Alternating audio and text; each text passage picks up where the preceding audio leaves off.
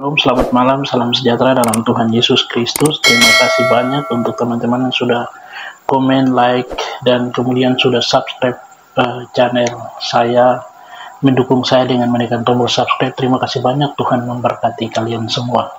Dan pada video kali ini saya akan mereaction satu video lagi, itu terkait tentang ada satu orang, entah dia pendeta atau dia pemuka agama atau tidak, tapi dia orang Papua dan dia berbicara tentang hal-hal yang bertolak belakang dengan kebenaran firman Tuhan, dan itu sangat menghebohkan dan sangat mengagetkan, dan berita ini sedang viral sekarang, dan di mana Bapak ini menjelaskan bahwa Yesus itu tidak ada teladan yang dia tunjukkan.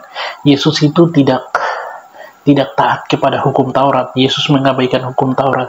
Kemudian dia bilang tidak ada teladan yang bisa kita pelajari dari Yesus. Yesus menunjukkan teladan yang tidak baik, dan bahkan dia bilang Yesus bukan Tuhan. Dan kita lihat videonya seperti berikut ini. Dan Yesus menunjukkan pribadi yang buruk sepanjang Yesus menunjukkan pribadi yang buruk. kitab suci.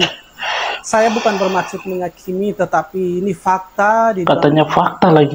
Ini orang ini, kitab suci, saya lihat dia seperti kebingungan. Saya membaca, dia menyuruh untuk membenci orang dan tua. Dan salah belajar kayaknya. Dan juga dia bilang dia membenci orang tua dan merusak bait Allah. Padahal konteksnya kalau kita baca itu bukan seperti ini. Yahudi, menyembuhkan orang, melanggar hukum Yahudi. Hukum Yahudi siapa yang memerintah? Tuhan sendiri yang memerintah. Hukum Taurat itu diberikan oleh Allah. Di dalam 10 hukum itu Tuhan 10 hukum Taurat siapa yang kasih? Menyatakan ingatlah akan hari sahabatmu. Padahal bukan akan hari sahabat, tapi akan hari Sabat. Jangan, tetapi khusus di hari Sabat ingatlah. Karena memang orang Yahudi paling taat dengan melakukan hukum Taurat, tetapi Yesus sangat kurang ajar di sini. Sangat kurang ajar katanya. Ini kalau ada teman-teman yang tahu ini orang Papua, tapi dari Papua mana dan dia dari gereja mana? Jualan marah-marah. Dia marah karena apa? Ini orang ini gagal paham, tidak baca Alkitab dengan benar. Dan lain-lain pribadi yang bahkan Yesus dibilang pribadi yang tidak sekolah. Untuk apa Yesus sekolah? Pernah menikah, hidup hanya di luar. Pokoknya teladan lah, tidak ada teladan satupun yang layak kita ambil daripada Yesus. Karena dia bukan orang yang sangat berprestasi, prestasi apa. Bagaimana tanggapan orang Kristen tentang hal ini? Dia mungkin menjadikan salah satu idola, figur atau tokoh yang perlu. Papua dikenal dengan tanah Injil. Kayaknya bagaimana orang Kristen menanggapi hal ini? Kurang menarik. Yesus kurang menarik, kepribadiannya kurang menarik. Dicontohi dan diikuti.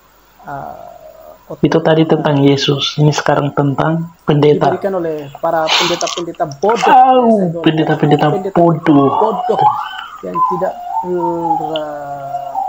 tidak belajar, pendeta goblok itulah yang punya kata-kata itu.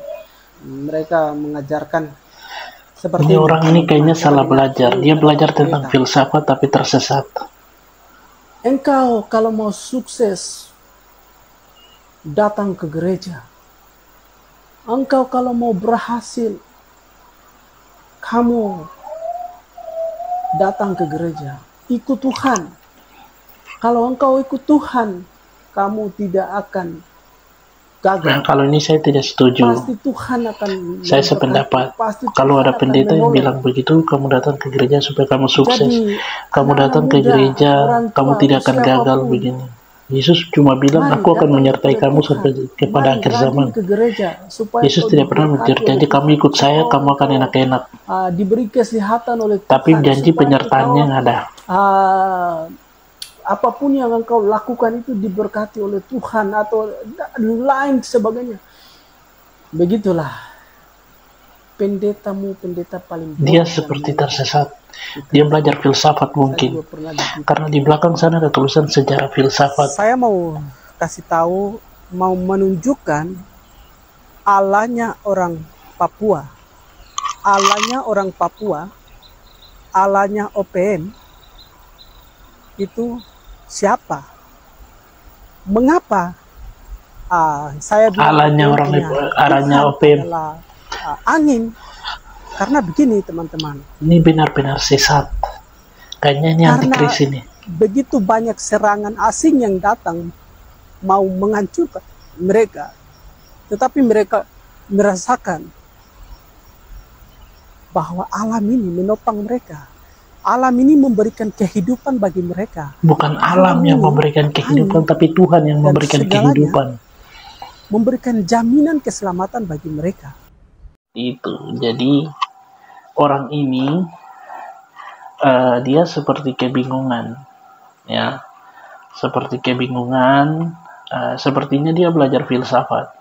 Dia belajar filsafat, tapi saya tidak tahu dia dari Papua mana, Papua pegunungan atau pantai atau lembah, saya kurang begitu tahu. Tapi di dalam kata-katanya ini seperti antikris, ya, tanda-tanda antikris di mana di dalam kitab 1 Yohanes dan 2 Yohanes itu menuliskan tentang antikris, tidak mengakui Yesus sebagai Tuhan, menyangkal Yesus, dan ini mungkin ya seperti yang kitab suci tulis.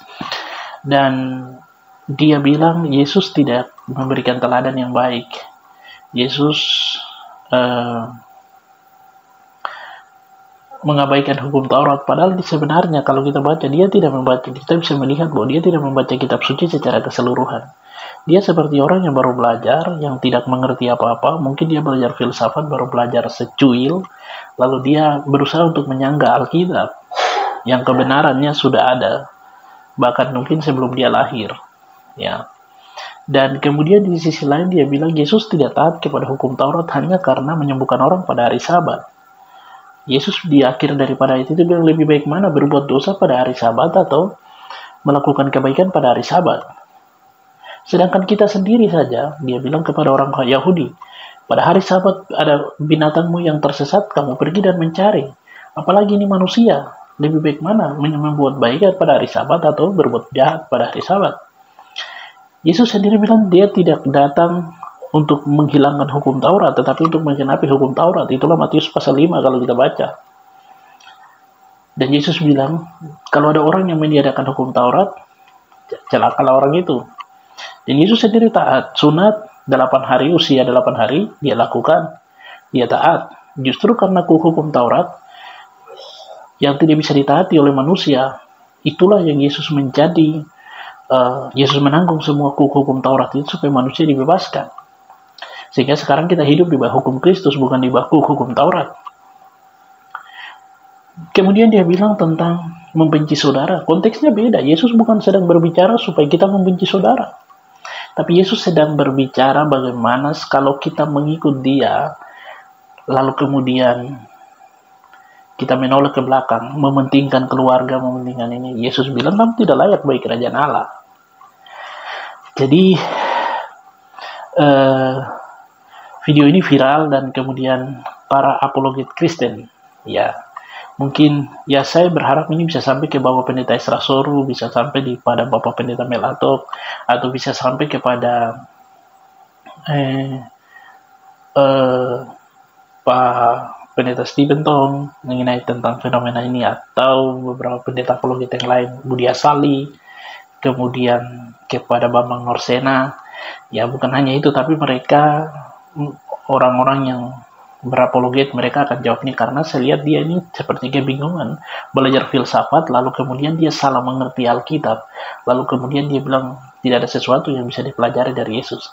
Dan seperti ini seperti menampar iman orang Kristen, iman yang selama ini Yesus yang selama ini dipercayai oleh orang Kristen, yang kitab suci jelaskan tentang Yesus. Yesus memberikan teladan agung. Bahkan orang Kristen sendiri mengaku bahwa Yesus memberikan teladan agung, ya, dan dia memberikan teladan hidup yang baik.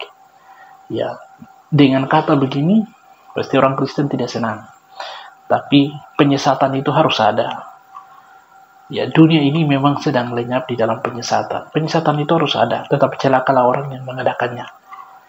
Ya, Itu kalau kita baca dalam Matius pasal 18. Dan ya, jadi saya tidak tahu orang ini dari mana, dari Papua mana, tapi kalau teman-teman yang tahu silahkan tulis di kolom komentar. Tuhan memberkati kita semua. Jangan lupa like, komen, dan subscribe. Terima kasih untuk teman-teman yang sudah mampir di channel saya. Tuhan memberkati kita semua. Shalom.